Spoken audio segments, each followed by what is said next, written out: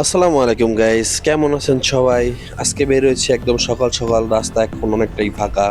Fresh air, riding এর জন্য একদম পারফেক্ট টাইমিং। মর্নিং রাইডের একটি আলাদা মজা আছে।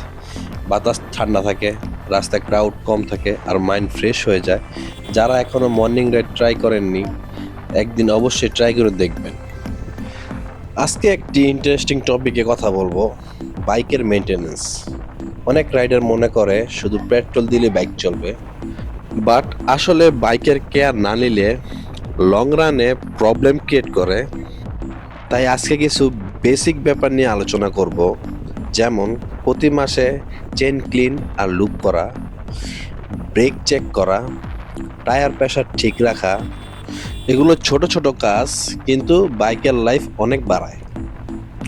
অলরাইট রাইডার্স, আজকের রাইড ব্লগ এখানেই শেষ। আশা করি ভিডিওটা ভালো লেগেছে। আসসালামু আলাইকুম, আল্লাহ হাফেজ।